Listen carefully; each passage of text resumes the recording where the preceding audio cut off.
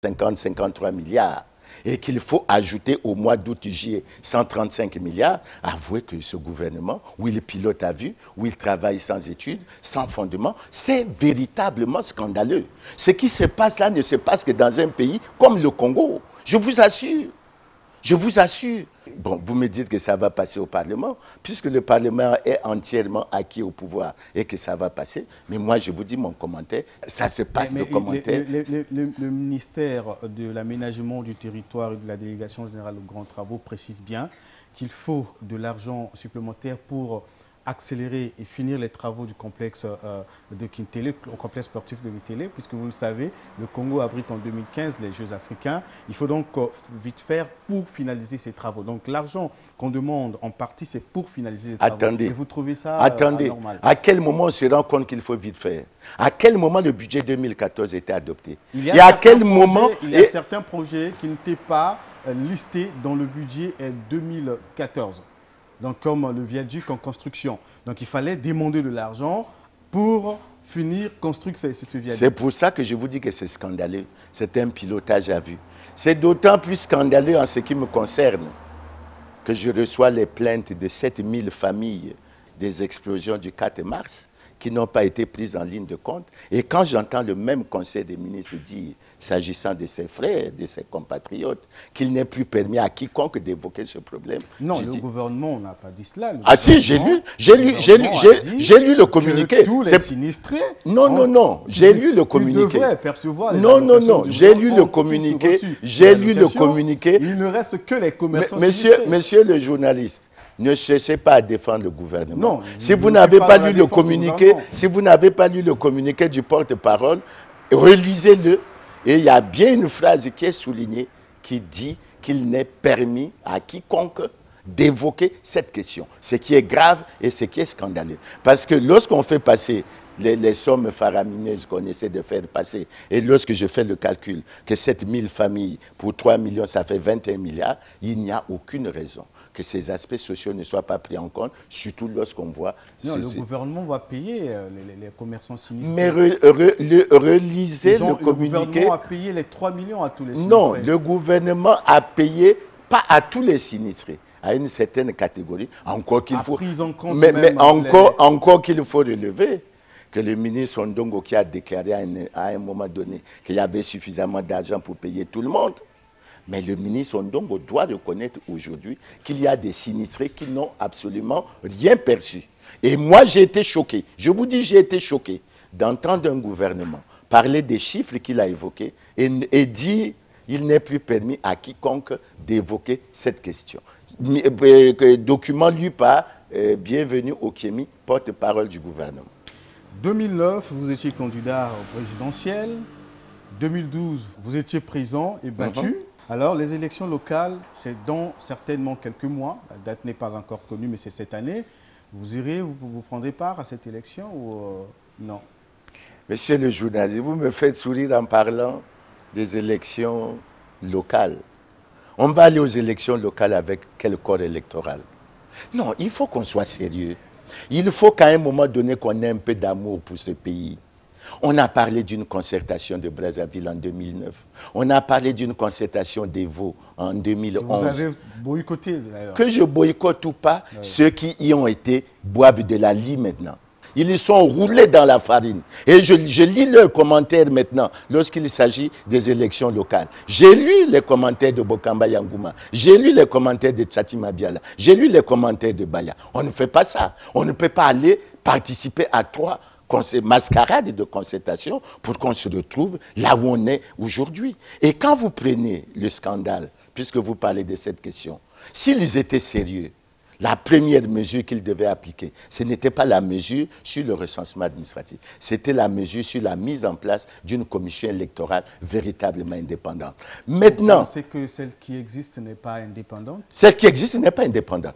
Monsieur le journaliste, si la commission électorale est véritablement indépendante, c'est la commission électorale qui gère et qui maîtrise tout le processus, depuis les opérations préélectorales jusqu'à la publication des résultats. La commission actuelle, elle n'est pas indépendante. Elle est pratiquement sous le joug du ministère de l'Intérieur qui, d'ailleurs, accompli l'essentiel des missions électorales. Et c'est pour ça que les Bokamba, les Pascal Tsati Mabiala, qui se sont rendus compte qu'effectivement, ils ont été tournés en dérision, ont fait des commentaires. Et je crois que vous avez suivi le commentaire du secrétaire général Pierre Ngolo, qui a fini par dire au cours d'une conférence nationale, on était ensemble, il faut qu'on assume. Mais écoutez, ça, vous étiez battu en 2009, hein, oui. Battu en 2012 oui. pour législative. Pensez-vous que c'était à cause de cette commission électorale? Le président Sassou a été battu en 92.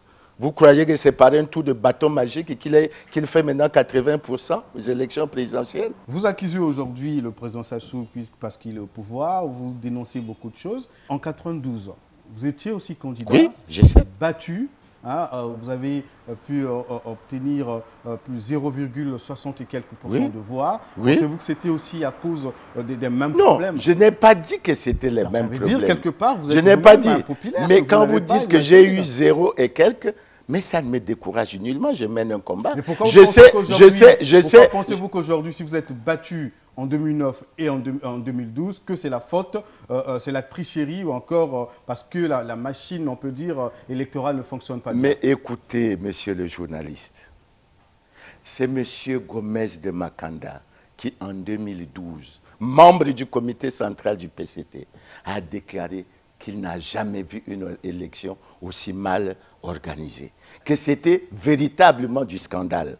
Nous avons relevé des cas. Vous avez le cas que j'ai évoqué assez souvent, que je ne souhaite pas évoquer, du candidat du PCT Amphilou, qui a eu 4 997 voix, alors qu'il n'y avait que 2600 votants. Mais ça prouve quand même quelque part qu'il y a la tricherie. Vous avez les cas des corps électoraux qui ont évolué. À Madibou, le corps électoral est passé de 7 700 électeurs à plus de 45 000 électeurs. Mais ces cas, quand ils sont évoqués, le gouvernement fait quoi? Il ne se penche pas sur ça pour examiner la situation. Et lorsque les amis sont partis, vous parlez des locales.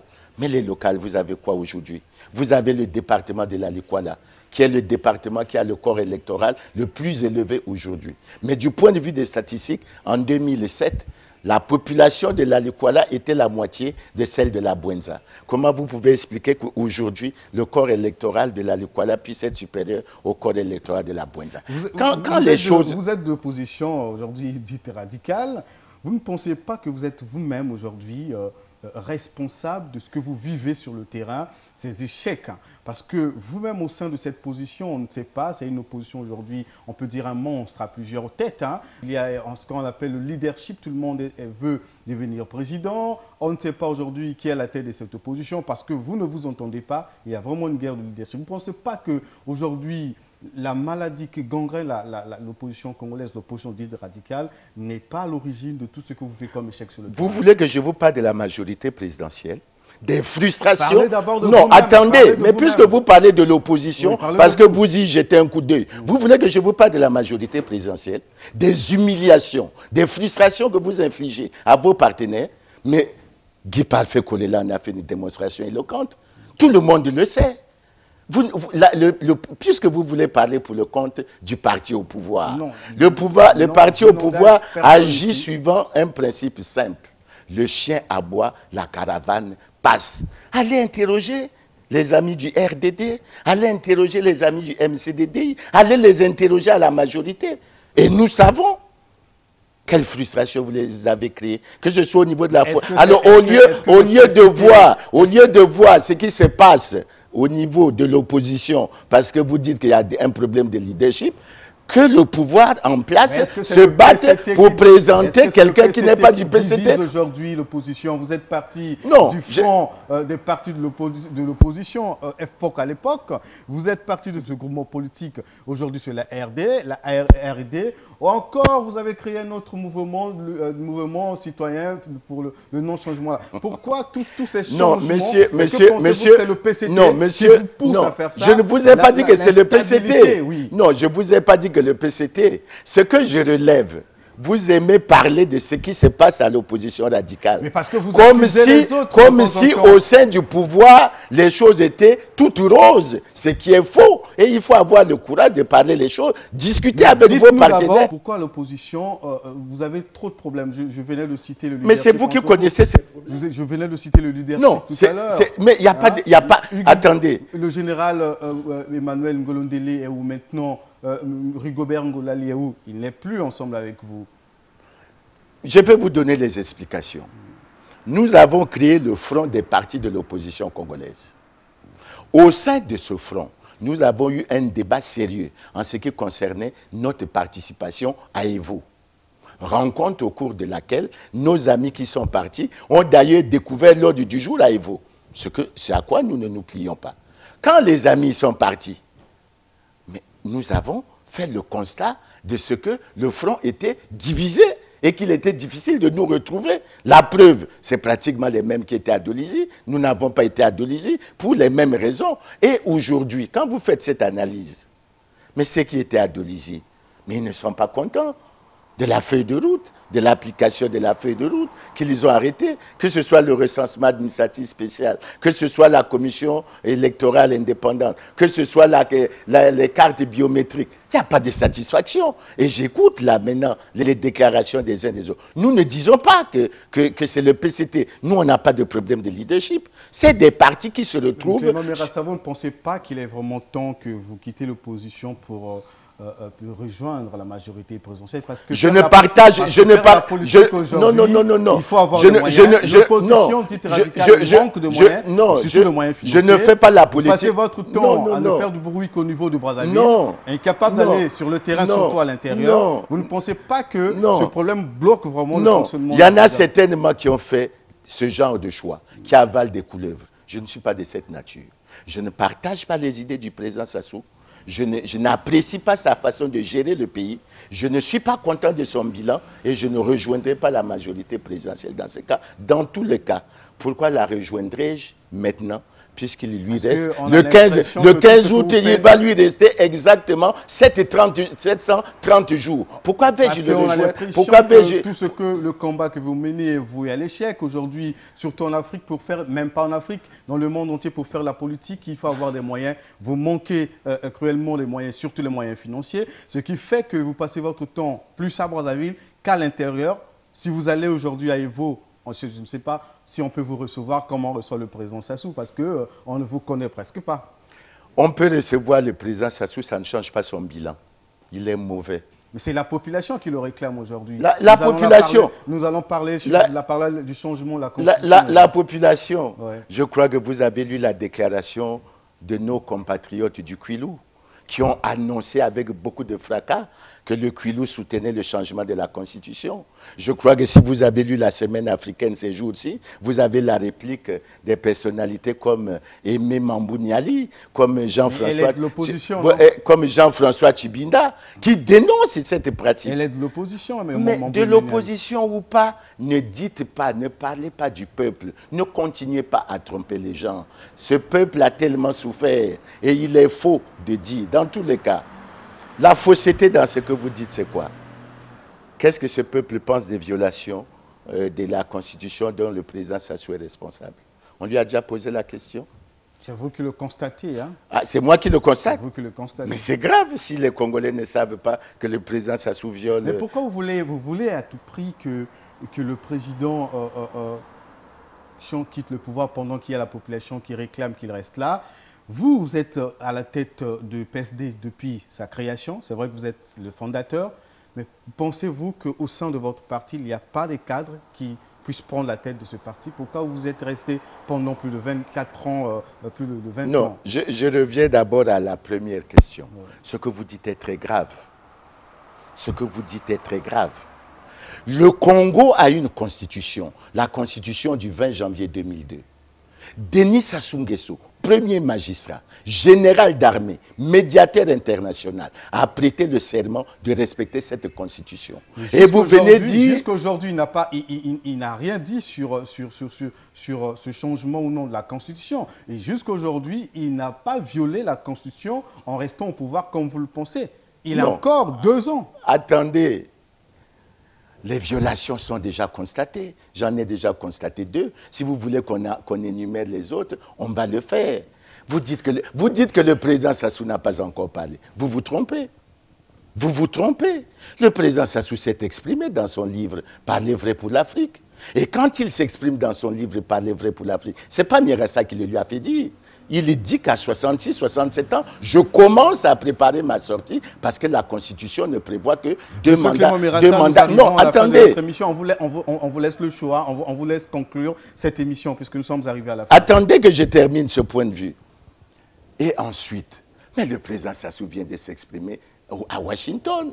Il dit clairement qu'il veut du changement de la Constitution. Ce n'est pas le peuple, c'est lui qui dit qu'il faut changer la Constitution. Alors qui on veut tromper dans ces pays? Le président Sassou dit qu'il faut laisser le soin à la population de s'exprimer, de décider. Puisque la démocratie, comme vous le dites, vous les hommes politiques, c'est le peuple. Mais je vais vous dire avant de conclure. Non, je vais vous dire une chose.